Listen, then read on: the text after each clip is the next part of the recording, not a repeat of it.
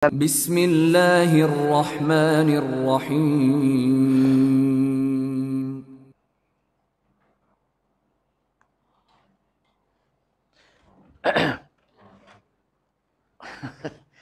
Bismillahirrahmanirrahim. Assalamualaikum warahmatullahi wabarakatuh. Alhamdulillah nahmaduhu wa nasta'inuhu wa nastaghfiruh wa na'udzu billahi min syururi anfusina wa min sayyiati a'malina. Man yahdihillahu fala mudhillalah wa man yudlilhu fala hadiyalah. Wa nashhadu an la ilaha illallah wahdahu la syarikalah. Wa nashhadu anna Muhammadan abduhu wa rasuluh. Rabbi shrah li sadri wa yassir li amri wahlul 'uqdatam min lisani yafqahu qawli. Amma ba'd. Alhamdulillah, kita meneruskan pengajian malam ini insya-Allah masih lagi surah Al-Baqarah ayat yang ke-145. Muka surat 22. Insya-Allah kita baca, semoga Allah memberi kefahaman serta memberi taufik untuk kita beramal dengan ayat-ayat Allah Subhanahu wa taala insya-Allah. A'udzubillahi minasyaitonir rajim. Bismillahirrahmanirrahim. Walain ataita alladhina utul kitaba bikulli ayatin ma tabi'u qiblatak. Walain ataita alladhina utul kitaba bikulli ayatin ma tabi'u qiblatak. Wa ma anta bitabi'in qiblatahum.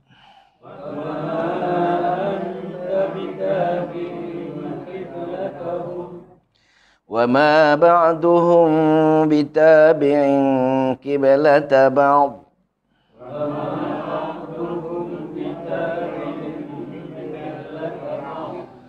وَلَئِنِ اتَّبَعْتَ أَهْوَاءَهُمْ مِنْ بَعْدِ مَا جَاءَكَ مِنَ الْعِلْمِ إِنَّكَ إِذًا لَمِنَ الظَّالِمِينَ.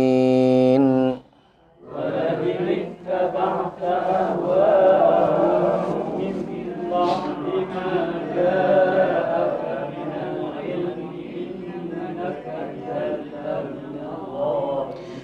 الَّذِينَ آتَيْنَاهُمُ الْكِتَابَ يَعْرِفُونَهُ كَمَا يَعْرِفُونَ أَبْنَاءَهُمْ.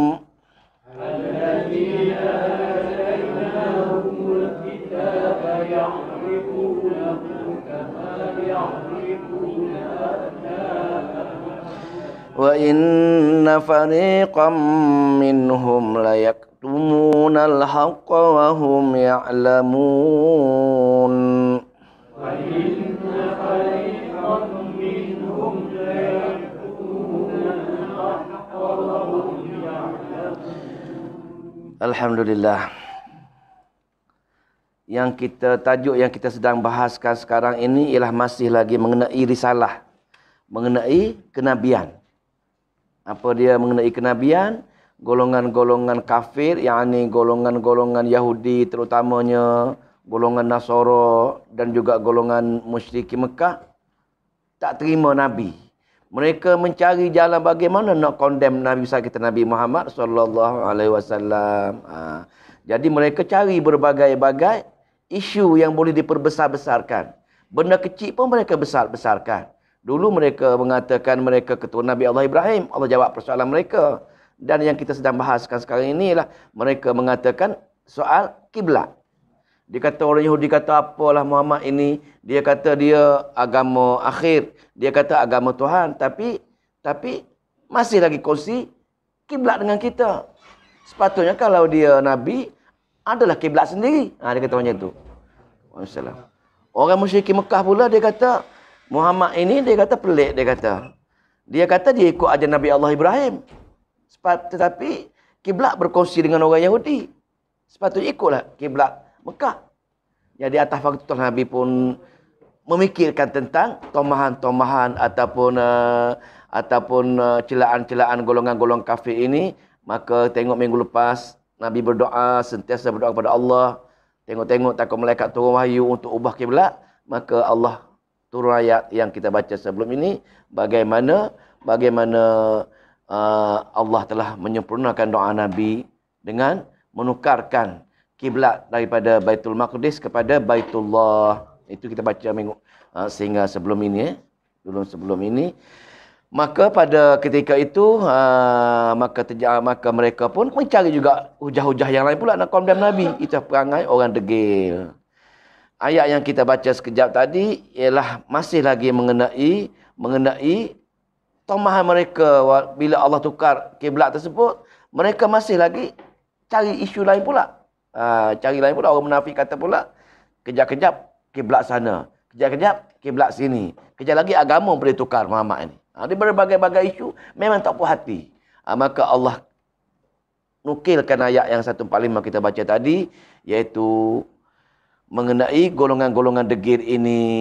Ceritalah macam mana pun, buatlah keluar ayat-ayat macam mana pun, mereka tetap degil. Pasal apa? Pasal mereka telah ditutup pintu hati oleh Allah Subhanahu Wa Taala di atas kedegilan mereka.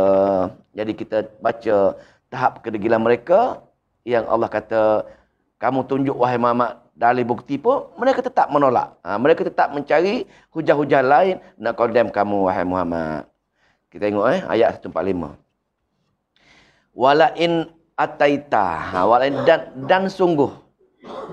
Dan sesungguhnya ataita kamu mendatangkan. Dan sungguhnya kamu wahai Muhammad, sesungguhnya kamu datangkan apa dia? Allazina utul kitaba, datangkan orang-orang yang dianugerahkan kitab. Wahai Muhammad, Allah kata tetap mereka tadi akan mencari idea-idea untuk menghina kamu, tak percaya dengan kamu, walaupun sesungguhnya walaupun kamu datangkan kepada mereka allazina, siapa dia ni? Utul kitaba. Orang-orang yang diberi kitab. Siapa dia? Orang Yahudi kan? Orang Nasara ada kitab semua ni. Orang-orang ni kalau kamu datangkan dalil bukti kepada mereka, bagaimana? Bikulli ayah. Bikulli. Dengan kulli. Setiap ayah. Setiap ayat. Maknanya, bagi setiap tanda-tanda kebesaran Allah. Bukti dalil ayat-ayat Allah. Tak? Ayah tu. Tapi, ma tabi'u kiblatak. Tetap mereka tidak terima kiblat. Tak ikut kiblat yang kamu tunjukkan dengan mereka. Kiblat ini merujuk pada yang zahirnya kiblat Baitullah lah. Tapi kiblat ini merujuk juga kepada ajaran-ajaran, pegangan-pegangan, amalan-amalan, akidah-akidah. Sama saja. Cerita dalil macam mana pun, ceritalah bukti macam mana pun, tetap orang degil ini tolak. Nah, Allah kata, kalau wahai Muhammad, kalau kamu datangkan bukti dan dalil kepada orang yang ahli kitab ini, tetap mereka tolak. Apa ibrah untuk kita? Sama. Kita ceritalah dalil bukti, amalan-amalan benar daripada hadis-hadis yang sahih. Cerita amalan benar mengenai ayat-ayat Allah Subhanahu Wa Taala. Tapi tadi untuk ahli kitab. Sama. Ini untuk agamawan pun tetap mereka tak terima. Sama. Sini Allah nukilkan kisah Nabi Muhammad dengan ulama-ulama Yahudi. Kalau kamu datang ke mereka dengan dalil bukti pun, mereka tetap tolak. Jelas kan? Jelas ayat ni. Wala in ataital ladzina utul kitaba. Apa tu sesungguhnya jika kamu datangkan kepada mereka siapa dia? Utul kitaba, orang-orang diberi kitab. Mana ahli kitab? Ahli kitab Yahudi lah, ahli kitab Nasara. Dia pandai agama ni. Bagi tahu mereka dalil bukti daripada Allah. Bagi tahu mereka mujizat-mujizat sekian. Bagi tahu yang sahih-sahih pun. Dengan apa? Bikulli ayah. Ma tabi'u qiblatak. Tidak mereka mengikuti kiblat kamu, wahai Muhammad. Tetap mereka mengatakan mereka betul juga. Pasal mereka dah ada pegangan lain. Jadi, degil, kisah degil. Lepas tu, wa ma anta, dan kamu juga wahai Muhammad, wa ma anta, dan kamu juga wahai Muhammad, bitaqa'in kiblatum, tidak ikut kiblat mereka. Jadi kenapa? Kenapa kamu tak ikut kiblat mereka, wahai Muhammad?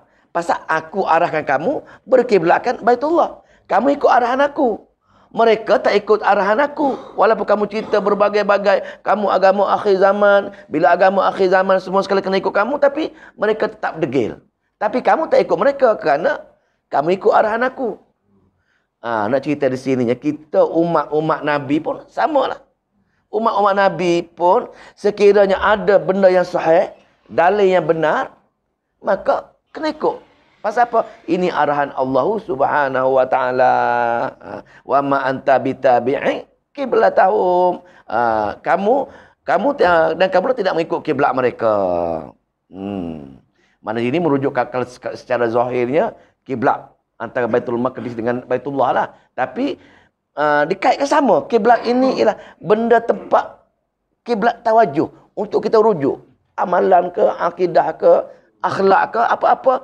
Hendaklah berdasarkan dalil dan bukti. Satu pihak yang lain, dia degil. Cerita macam mana pun dia tak percaya dengan cerita-cerita tadi.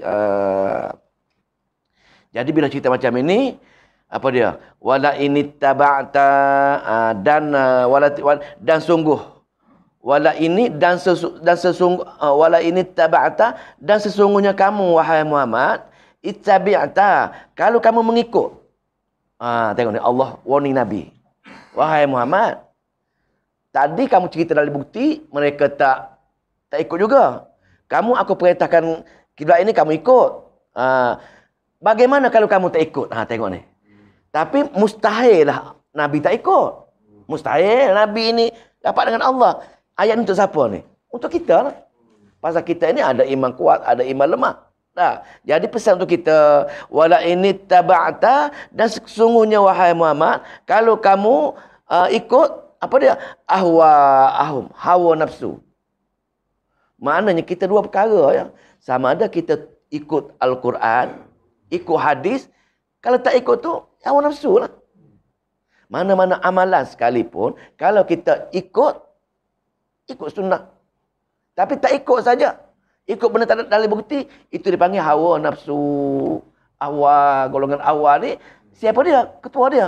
Syaitan lah. Syaitan lah ketua hawa nafsu ni. Ahli awal ni, syaitan. Kita ikut syaitan. Dia dua ya.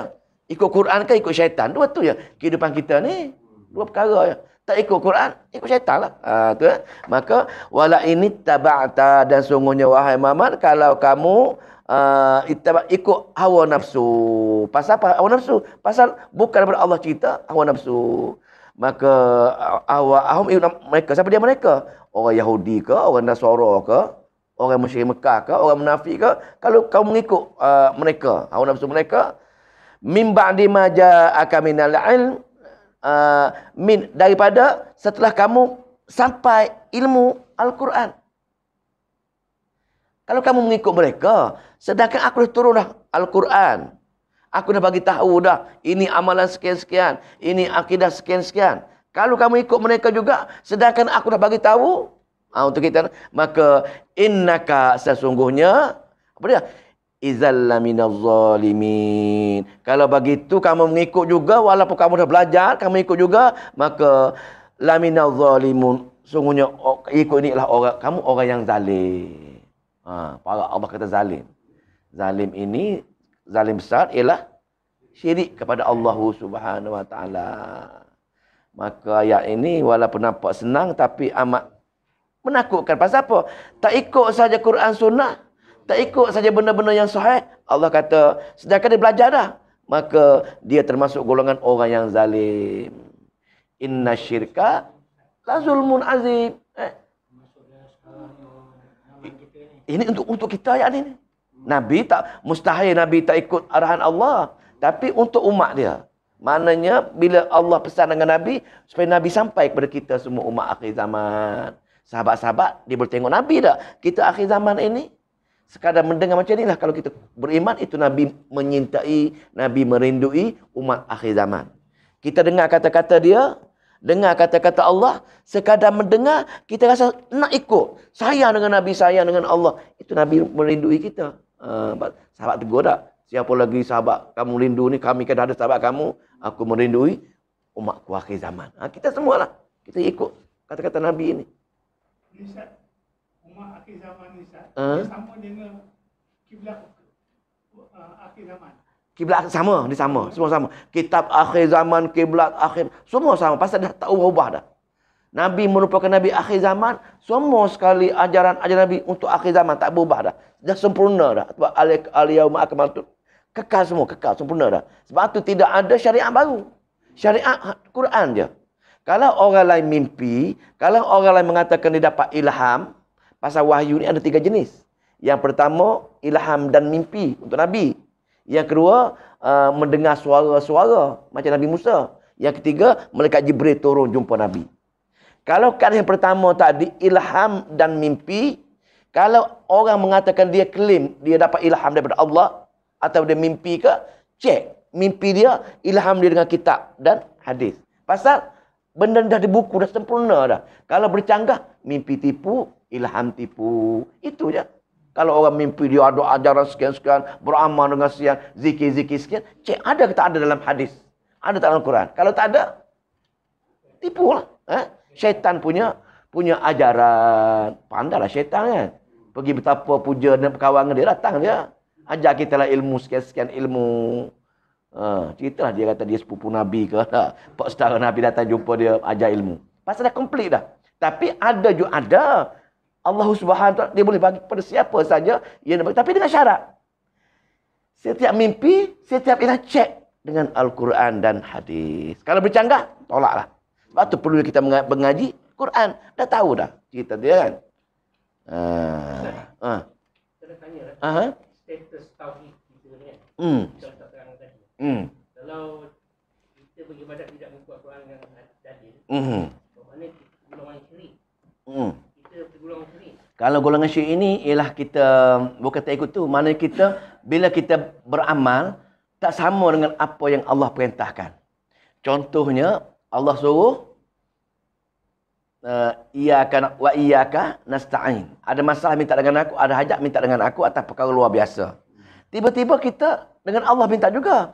Pergi jumpa dengan bomoh ataupun roh-roh orang mati minta dengan dia. Cucu.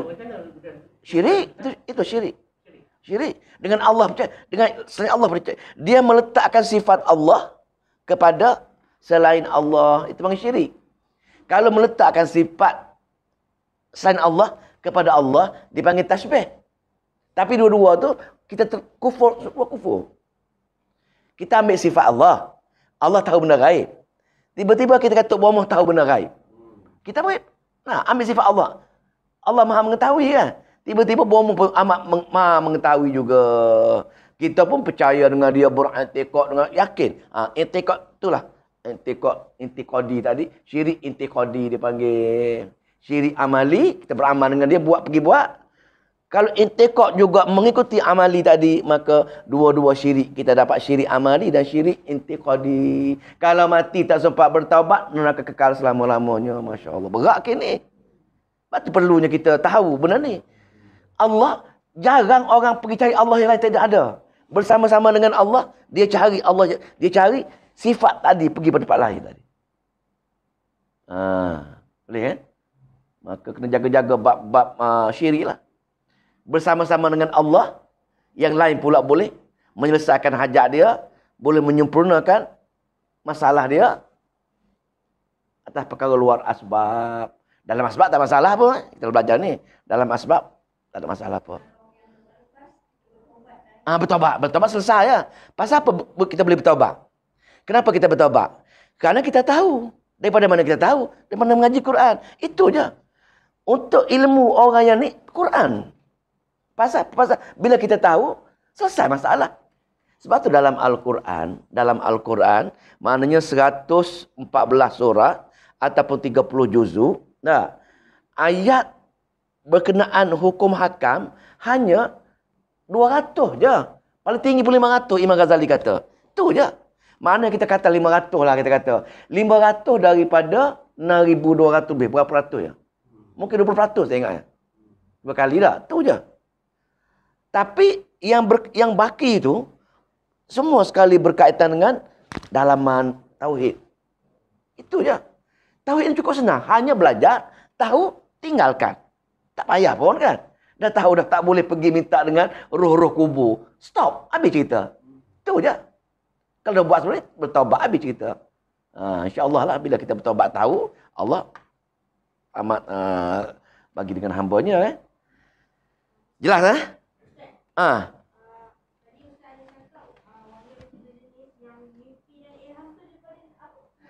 Dia gini, ilham mimpi ini contoh mimpi di mana? Nabi Allah Ibrahim mimpi. Kan? Nabi Allah Ibrahim bila dia pergi jaga anak dia dah.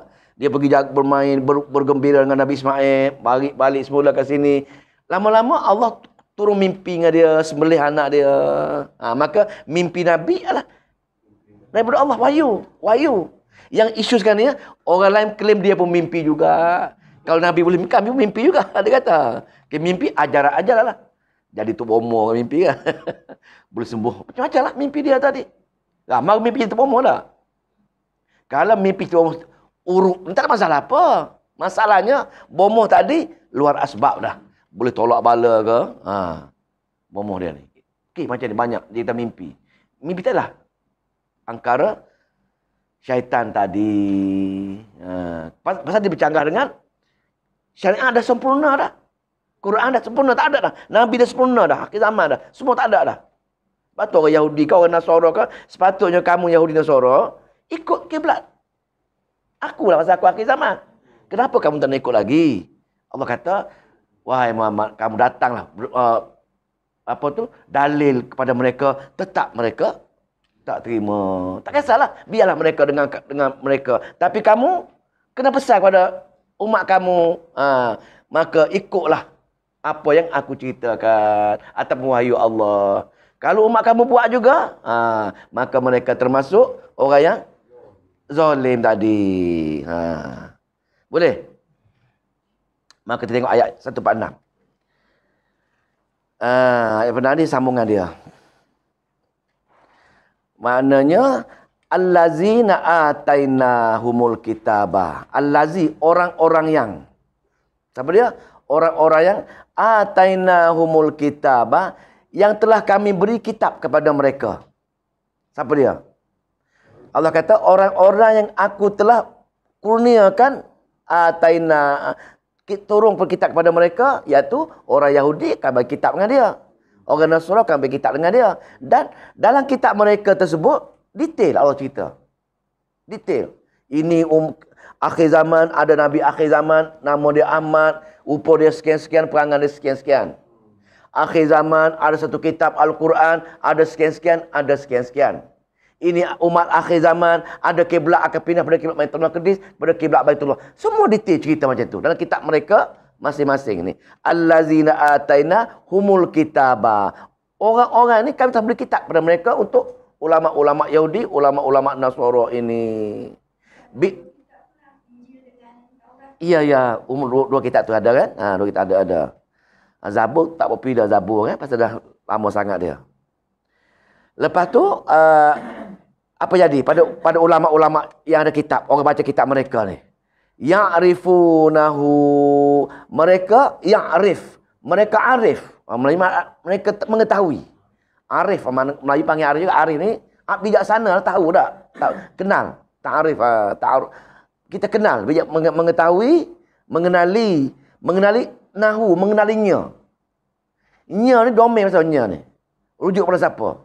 Orang-orang yang kami bagi kitab kepadanya amat arif mengenainya. Nya tu, ni perbahasan ulama tafsir lah. Kalau ikut majoriti tafsir, nya tadi merujuk pada Nabi Muhammad SAW. Ikut kisah jalan lain pun, dia kata, Nabi Allah rujuk kitab ini, orang-orang yang diberi kitab, dalam kitab-kitab mereka, Yahudi ke Nasara, yang kitab Injil atau kitab Taurat, ada menceritakan rupa Nabi, sifat-sifat Nabi, sekian-sekian. Mereka kenal dalam bila baca kitab tersebut. Jelas satu pendapat. Pendapat lain ada mengatakan juga pasal kitab Hu tu domik rujuk kepada kitab Al-Quran. Ada juga tafsir mengatakan hu tu rujuk kepada kiblat. 3 pendapat lah. Walaupun yang paling banyak Nabi lah. Pasal ayat sekian tu dia merujuk pada dia kenal keluarga Nabi ini.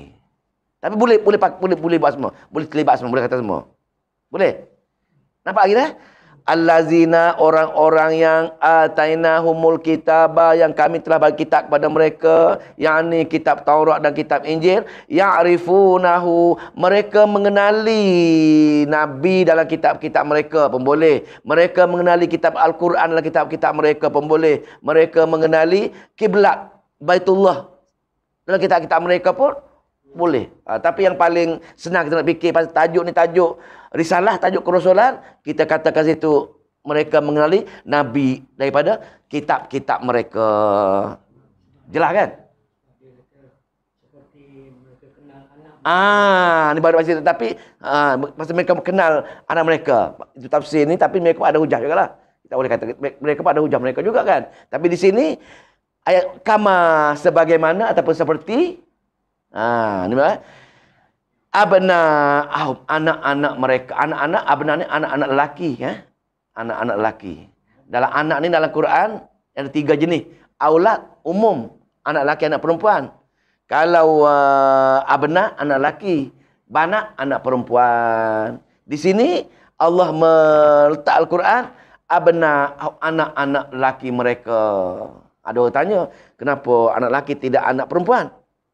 Kenapa? Kenapa Allah kaitkan mereka kenal anak lelaki seperti mereka kenal sifat-sifat Nabi dalam kitab-kitab mereka? Pasal orang Arab ini cukup sayang dengan anak lelaki. Dapat anak lelaki detail tu. Kaki macam mana, lutut, semua dia tengok. Dia hari-hari tengok. Maka dia lebih mengenali. Sepatutnya dia lebih kenal lah anak lelaki ni.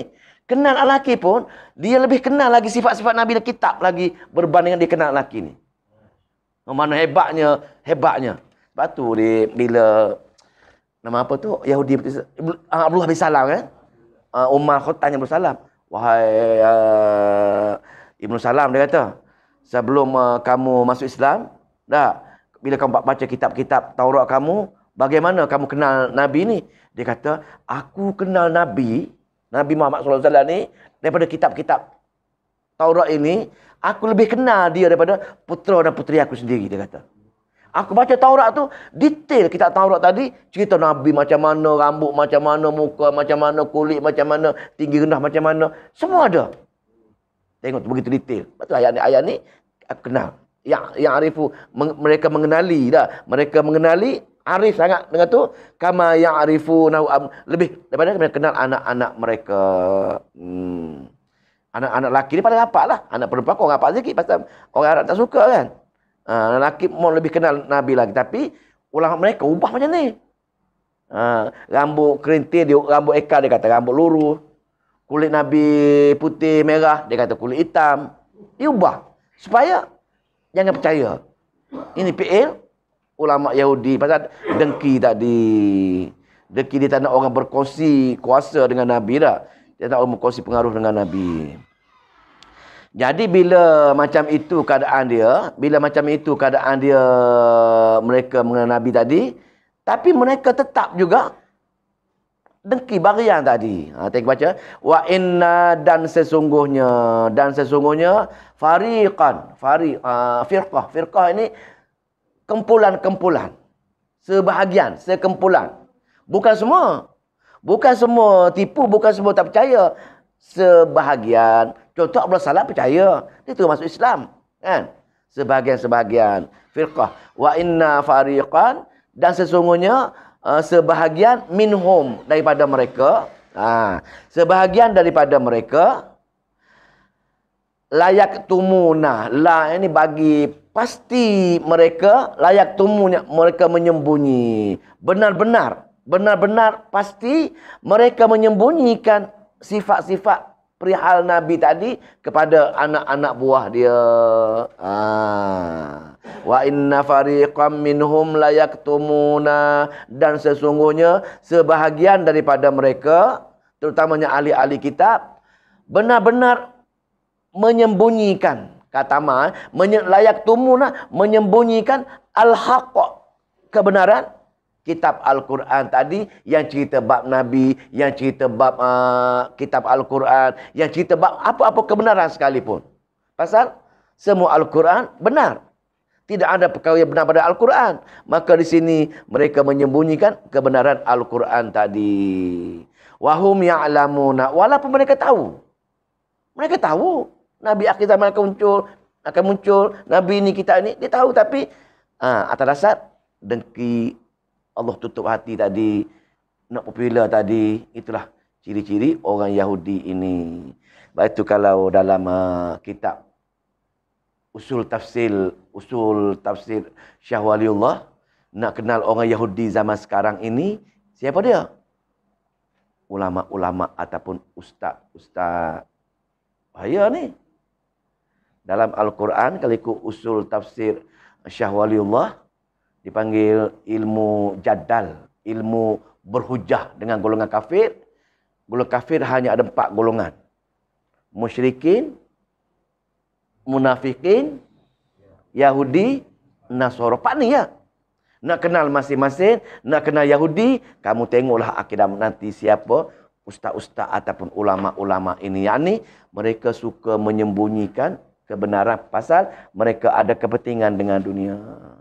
Mengajar bertetangga masyarakat, masyarakat boikot, masyarakat tak panggil mengajar, tak boleh envelope. Nampak tak? Mengajar benda orang tak suka, mesti orang marah. Oh, tak boleh panggil sekali tu lah, tak panggil lah. Lama ustaz-ustaz yang sekali mengajar hadis Bukhari, sekali tu tak panggil lah. Mengajar hadis pun tak panggil. Tapi golongan-golongan yang mementingkan dunia, ulama su ini, seronok. Sekali pergi mengajar, beribu-ribu follower mari. Kena booking 3 bulan. Duit lah tu. Duit. Dah. Macam apa? Macam apa dia kata? Telefon zaman dulu, tak apa public phone tu. Selagi tak masuk duit, tak bunyi tak boleh bercakap. Masuk duit baru bercakap. Kadang-kadang ustaz dia tahu bayaran dia buat tak tahu. Dia kata untuk PA saya. Betul. Macam ni. Kiki macam ni. Tapi kalau dia mengajar yang betul, tak apa. Mengajar dia menyembunyikan. Benda putih dia kata hitam. Satu bab. Yang kedua, disenyap. Dua-dua tadi termasuk kategori menyembunyikan. Dalam ayat yang kita baca akan datang. Akan jumpa tu. Kalau orang yang macam ini, segala makanan minum bertukar menjadi api neraka dalam perut dia tadi. Dia benda ni tak timbul soal takut pasal lambat lagi. Lambat lagi, macam orang kita lah. Tak tahu dah mengaji ni akan mati, tahu semua. Tapi kenapa tak bertaubat?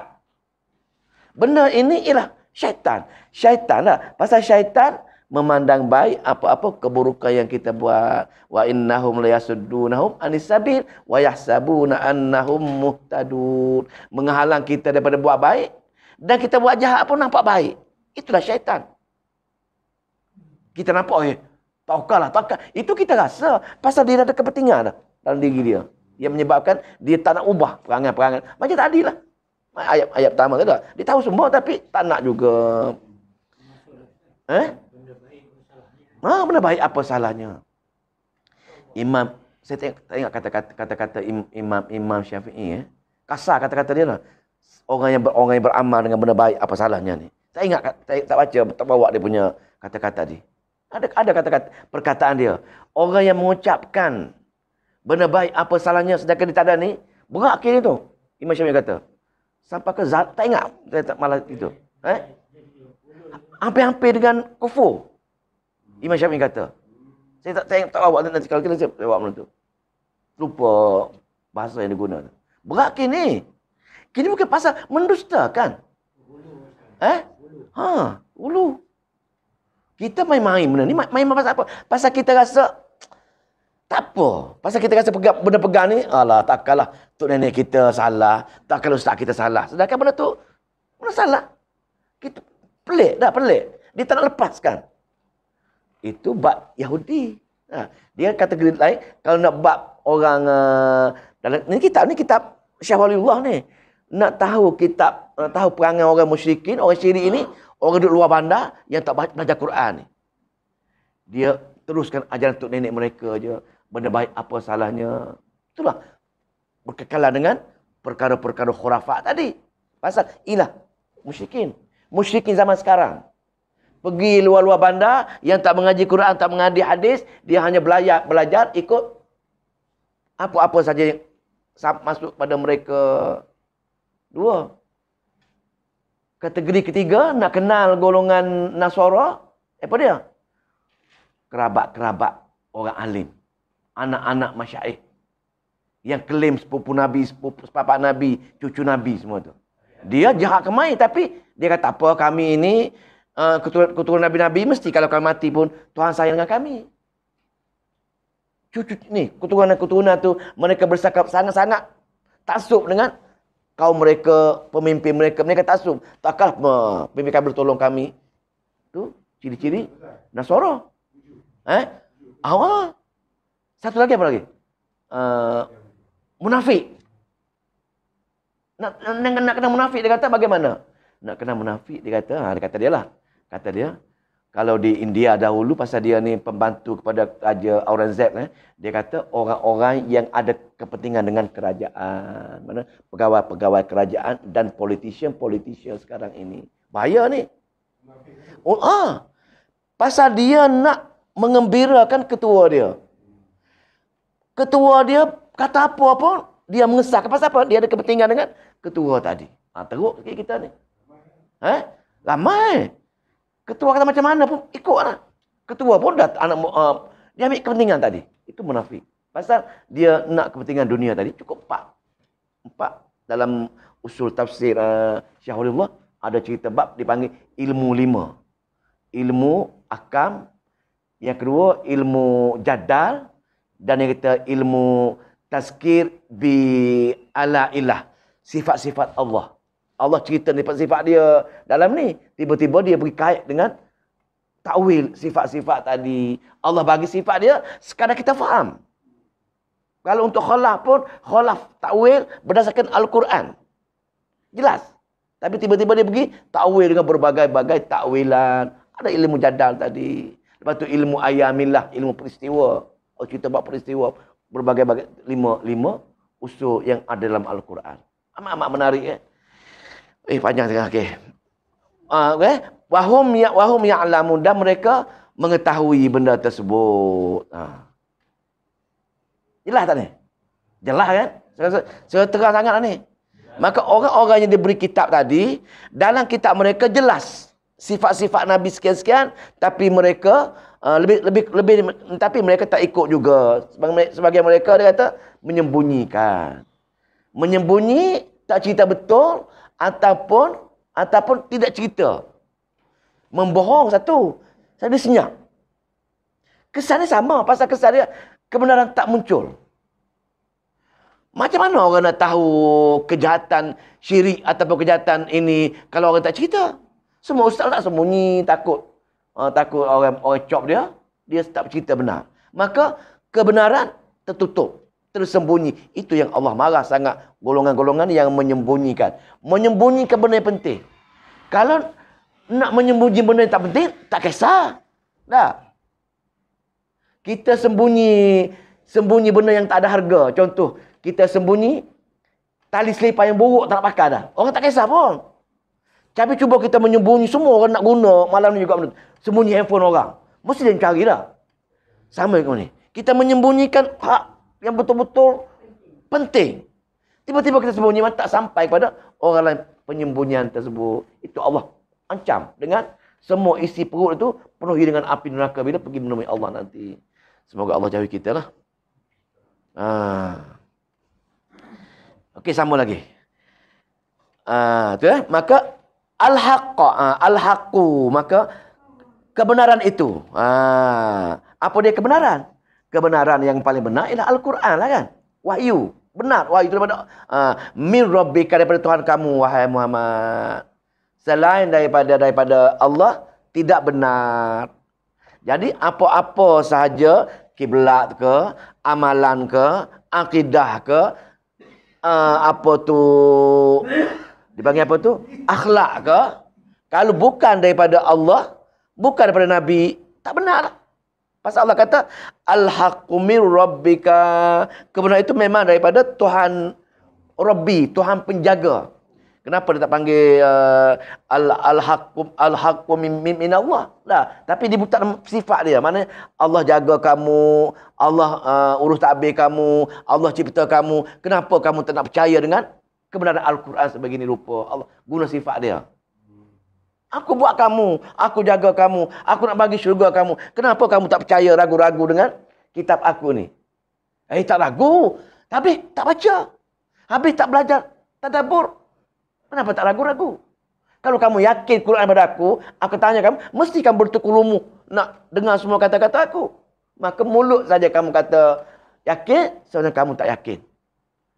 Sebab tu Allah, bab Al-Quran ini, Allah bagi apa? Bagi kebaikan yang tidak ada pada benda lain. Baca satu, bagi 10. Bayangkan dah.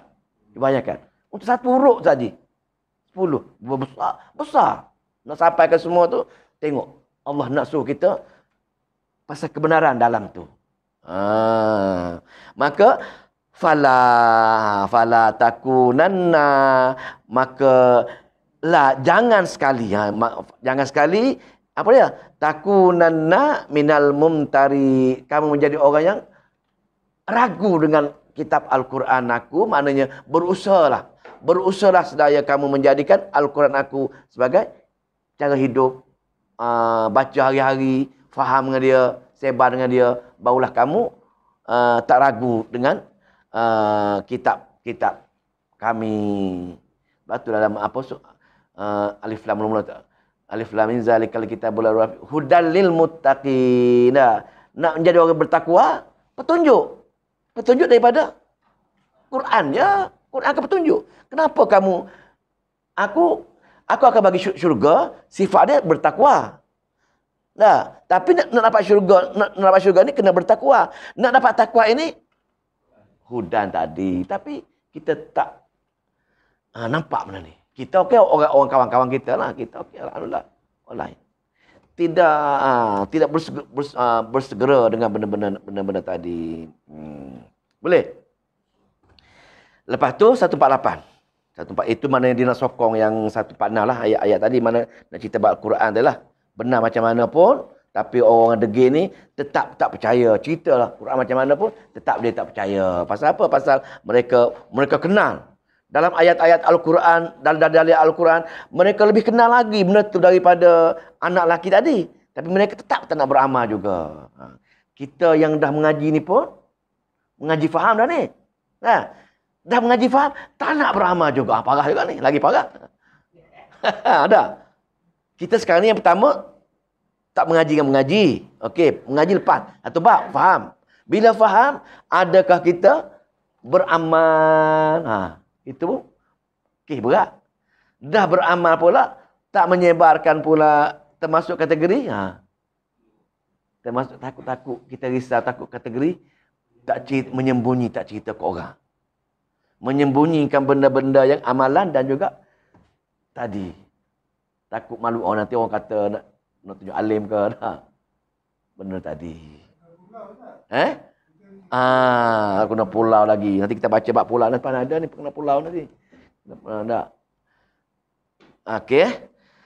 Lepas tu golongan-golongan tadi, golongan-golongan yang ada berbagai-bagai golongan tadi, kita baca ayat yang 148 Walikullin wijhatun.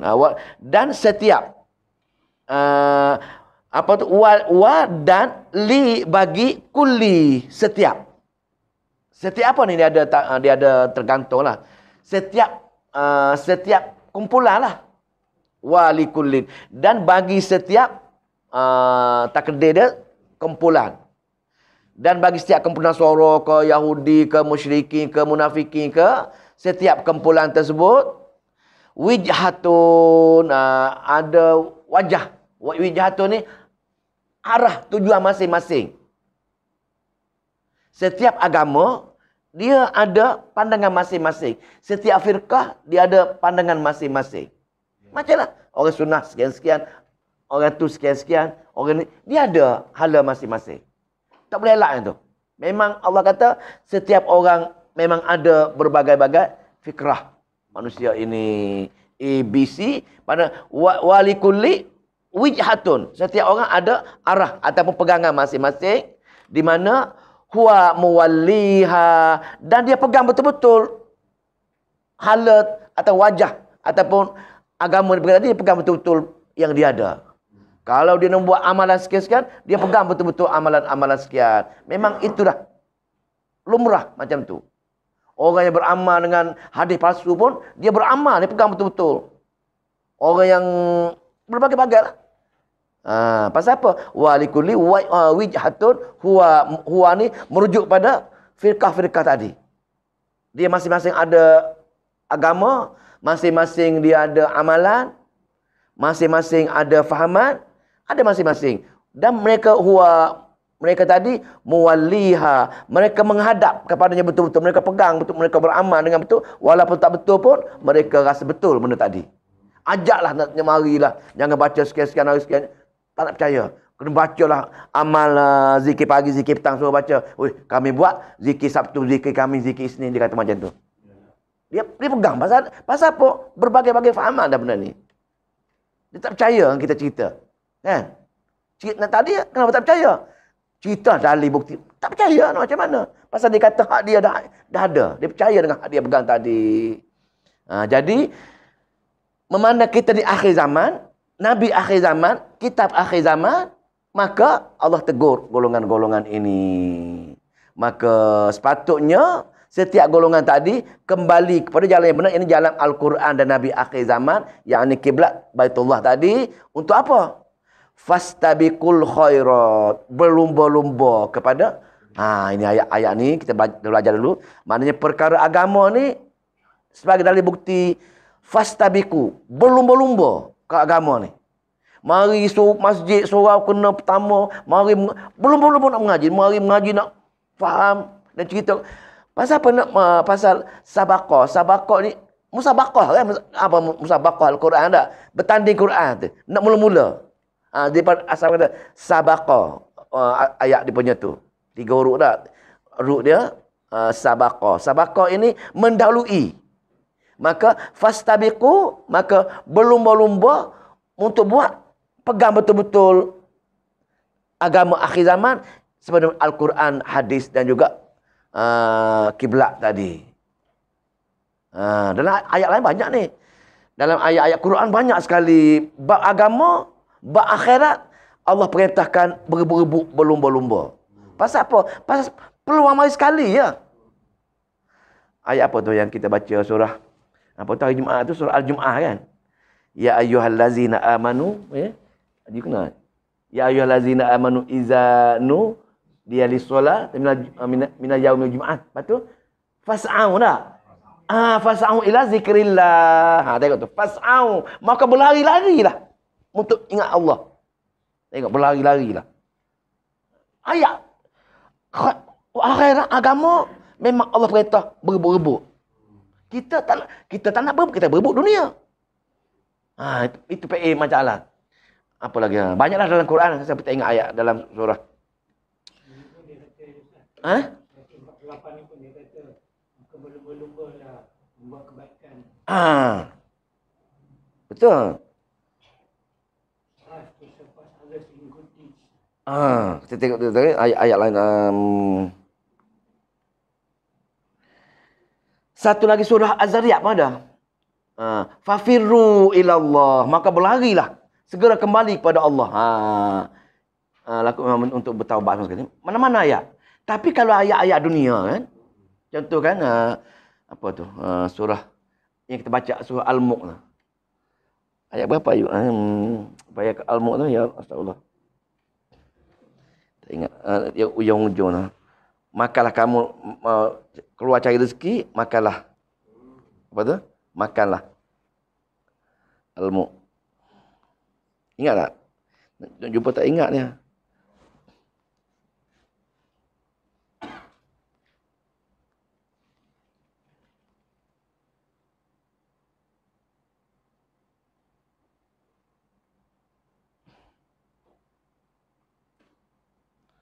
Apa? Bila kamu keluar. Ni. Huwallazi ja'ala lakumul arda. Dialah yang menjadi bumi bagi kamu. Zalulan famshu fi manakibiha. Kamu mudah digunakan. Famshu fi manakibiha, maka berjalanlah kamu cari rezeki tadi. Wa kulu min rizki, makalah rezeki. Itu je, tak ada suruh berlumba pun. Berniaga, berjalan keluar, makalah mana-mana yang ada. Tidak ada suruh berlumba-lumba lah cari rezeki, tidak ada. Tidak ada ayat satu pun untuk mengejar dunia secara berlumba-lumba. Yang ada akhirat. Dunia pasal dah tetap dah benda tu. Tapi akhirat ini kita miss sekali, kita terlepas, tak akan berulang lagi pahala yang sebesar itu. Mungkin kita mati lepas tu. Tak sempatlah. Ayat 15 lah. Carilah rezeki seolah-olah kamu akan hidup selama-lamanya. Ayat tu ada kan, tapi bukan berlumba juga, mencari kan. Mencari ya. Bismillah. Maka huwa muwalliha fastabaqul khairat. Maka berlumba-lumbalah kamu dengan membuat kebaikan hasil daripada Quran yang akhir zaman, yang jelas dalam ayat-ayat Allah ini. Tengok amalnya benar pasal dia merupakan kebenaran. Jadi kenapa perlu berlumba-lumba untuk perkara-perkara agama ini? Iaitu Ainama takunu ya'ti bikumullahu jami'a. Di mana saja kamu berada, ya'ti bikumullah, maka mendatangkan kamu kepada Allah semuanya. Maka bila kamu di mana saja berada, ayat ni mati ni. Bila kamu berada di mana-mana semua sekali, bila kamu mati di mana-mana sekali, maka Allah akan menghimpunkan kamu daripada mahsyar nanti. Dan bila berhimpun, apa Allah tanya? Tanyakan berlumba-lumba tadi. Kalau kamu tak berlumba-lumba, mana dapat nombor 1, nombor 2, nombor 3? Maka mungkin akhir sekali. Ataupun masuk dalam neraka Jahannam pasal tak berlumba merebut offer Allah tadi. Itu maksudnya. Para sahabat, dia berlumba-lumba untuk perkara-perkara ini. Dia belum berlumba. Maka kita kena berlumba lah pasal berlumba ini mana nak dapat hadiah daripada Allah lah berlumba ni. Lepas tu nak muncul juara, nak duduk syurga Firdaus dengan Nabi. Seronok kan? Duduk hari-hari boleh jumpa Nabi, jumpa sahabat, masya-Allah. So bayangkan duduk Firdaus tak? Kita boleh nampak Nabi, jumpa Allah semua sekali. Itu kemuncak kehidupan tak? Bagaimana kita duduk sisa-sisa hidup kita nak benda tu. Ini kita nak sangat ni. Nak sangat. Jangan berlumba lah. Allah offer kita semua dah ni. Allah offer syurga, kita tak nak masalah kita sekarang ni. Isu sekarang ni, kita tak nak. Dia bagi tahu semua dah. Soalan bocor pun dah ada, dah tahu semua. Tapi kita yang masih lagi tak berlumba untuk perkara-perkara yang semacam ini. Gelap hati. Tangguh. Sempat lagi. Selamat mati. Saya hari ni ada share daripada toko drama yang Johor tadi. Dia buat satu, saya ambil grup mana tadi? Satu grup saya hantarlah grup tu. Dia kata grup tu orang pencen. Peringatan untuk orang-orang pencen, sepatutnya orang pencen, dia buat contohlah. Kawan dia ni satu Jumaat di Johor, bila dia pencen saja, dia mengaji je. Dia boleh, berapa tahun tahu? Dia 10 jam sehari mengaji, hafal Quran dalam masa sekejap je. Orang ni. Jadi, kita ni, lagi pencen, lagi sibuk daripada kerja dulu. Nak ziarah sana, ziarah sini, tak berhenti ziarah. Melancong, ziarah. Maknanya, sepatutnya, masa pencen kita ni, janji nak guna ni kan. Nak rebut peluang untuk pergi jumpa Allah dah. Tapi, kita masih lagi nak mula hidup. Nak mencari dunia lah. Nak mencari dunia lagi bila dah terbalik. Terbalik. Sebelum pencen kita ni nak berhenti nak cari Allah. Tiba-tiba kan? Tapi orang marah lah orang pencen. Tak, kita cukup lah. Kita semayang juga. Tapi ala kadar lah. Pasal dia tak faham konsep ni. Dia tak faham konsep kehidupan manusia ni. Dia tertutup. Konsep kehidupan sebenarnya antara dua perkara. Yang pertama, keperluan hidup. Yang kedua, maksud hidup. Dua perkara ni. Sebab itulah dalam ayat Quran Zuriat ada. Tidak aku ciptakan manusia, jin dan manusia kecuali untuk beribadat. Itu maksud hidup. Maksud ni beribadat dengan dia, taat dengan dia. Itu maksud hidup. Keperluan hidup, apa dia? Makan, minum, itu keperluan. Dan dalam ayat Al-Quran, orang yang sekadar keperluan macam ini, sebab tu Allah umpamakan macam binatang. Cukup tu lah. Makan, minum, tidur, berak, makan, minum, tidur. Itu kerja dia berjalan. Itu pasal ada keperluan. Dia hanya memenuhi keperluan. Maksud hidup, dia tak faham. Maksud hidup ini, tadi lah. Sebab tu, Allah kata, kal an'am, orang yang tidak ada ruh Al-Quran dalam jiwa dia, tak ubah sebagaimana? Kal binatang terakan. Ruh, tidak ada ni. Tidak ada petunjuk, tidak ada kasih sayang Allah, tidak ada segala-galanya. Rasa, sebut Allah macam mana pun tak rasa nak benda tu. Macam biasa je. Sebut Allah, sebut Al-Quran pun, tak ada rasa-rasa semangat, tak ada. Bagaimana kita, masa kita muda dulu bercinta tak? Bercinta ni, tak? Dapat surat daripada girlfriend ketika tu tak? Hari-hari tengok, kan? Lebah masuk surat lah. Tengok, baca tak puas, baca. Lagi baca, lagi seronok. Itu kekasih. Nah, itu. Tapi kalau tak baca surat, kasih apanya? Nah, mana kasih kalau tak pernah baca surat pun? Baca betul faham. Dulu, mana ada handphone ni, surat ya. Girlfriend hantar sebulan tunggu ni. Nak tunggu sebulan pula. Tunggu surat bila lah nak hantar ni. Berbagai-bagai. Marah. Tunggu pasmen lagi. Nampak tak? Itulah sebenarnya kekasih. Itulah Allah nak kita dengan dia. Hari-hari kita baca surat dia. Supaya ingat dengan dia. Dia ingat dengan kita. Itu yang nak. Tapi jauh. Pasal apa? Pasal tak nampak. Maksud hidup, kita nampak keperluan hidup. Tak ubah macam binatang ternakan.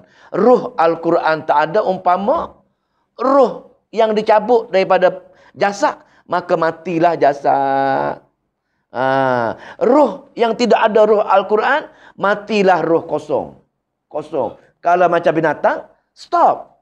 Ruh ni pergi sana, menderita selama-lamanya. Tak selesai masalah. Itulah. Teruk sangat tak? Gerun dengan orang yang ialah tidak mengambil peluang dengan Al-Quran yang hari-hari ada kita ni. Bukan ni lah. Saya pun sama benda ni. Kadang-kadang kita rajin. Kejap-kejap kita malas. Itulah perjuangan.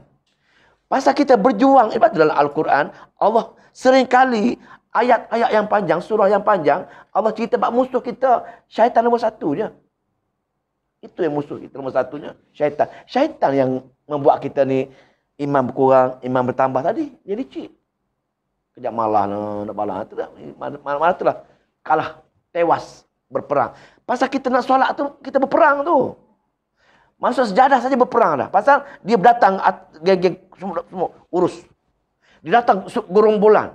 Syaitan akan datang, jin ni, datang gerombolan untuk berperang kita. Tapi tak nampak. Tak nampak dia. Ketika tu. Lepas takbir Allahu Akbar, dah mari dia nak perang kita. Tapi tu lah.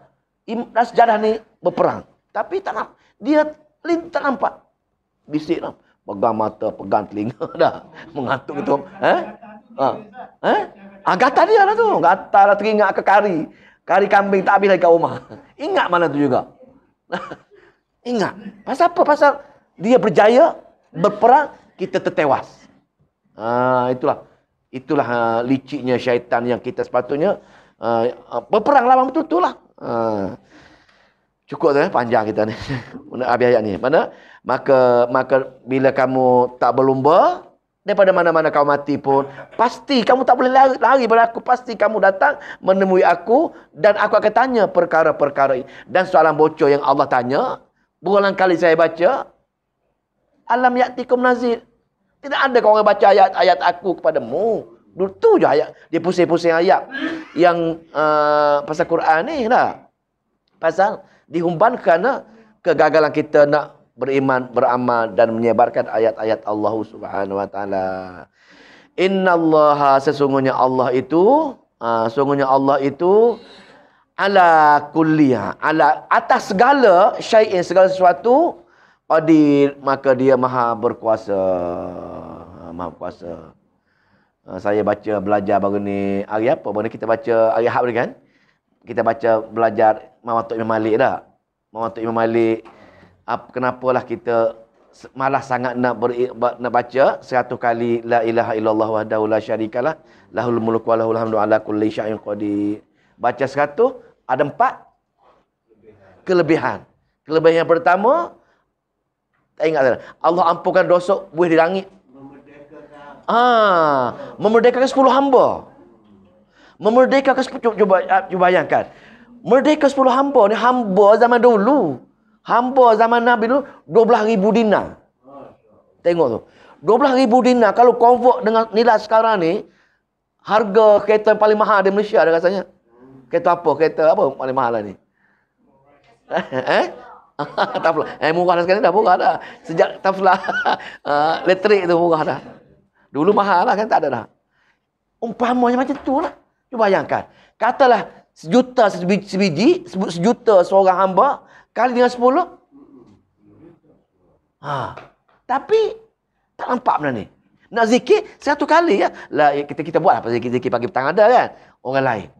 Orang lain sibuk nak berzikir. Hari Sabtu, zikir Isnin, zikir Rabu. Tu. Tak ada pun 100 ni. Ada 3,000, 4,000 macam benda lain dah. Kita 100 je. Lepas tu apa lagi? Ampun dosa. Buih di laut. Tingkatkan darjat. Apakan dosa kan? Cikgu bagus pasal dia telinga tajam. Masya Allah. Mana jelas. Tapi benda macam ni walaupun simple, walaupun ni, kita tak nak beramal. Musuh tak dipegang kita. Tak payah baca lah. Atau baca lain kali lah. Lain kali lah. 1 kali ya. 100. Tu je. Zikir pagi tu dah buat dah kan? Dia kata 100 lah. Sekarang 100. Buatlah kan? Tapi kita dah buat dah zikir pagi 100. Nak tambah lain kali boleh lah. Tak salah apa. Jadi buat yang apa tu, yang dia muqayyad dengan zikir pagi tadi. Tak. Mana zikir-zikir yang disunahkan oleh Nabi kita, maksimum 100 je. Memadai dengan jari boleh kira. Kan? Dengan jari 10, 1. 2. Cukup 10, 100. Cukup. Tak payahlah berpuluh-puluh ribu. Boleh buat tapi selesaikan yang ni dulu. Tinggal ayat lah pasal Inna Allah ala kulli syai'in qadir. Maknanya bila kita baca zikir macam ini, ialah kena ingatlah. Kena ingat terbayangkan dia lah. Kena bayangkan Allah. Jangan baca mulut je. Dah. Jadi dengan kaedah ni lah. Kaedah nak mengagungkan Allah inilah. Supaya wujud kekasih tadi. Kita ingat dengan dia ingat kita, ketandaan kita nak menyayangi dia.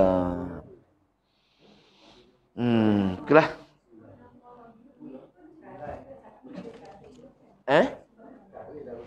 Tu 100 juga. Zikir tu pagi kan. 100 juga. Maksimum 100 ya. Di pasal hadis baru ni kita baca bab ni. Kita baca bab zikir la ilaha illallah ni. Abu Hurairah cerita macam tu. Kita belajar yang tu lah. Bismillah.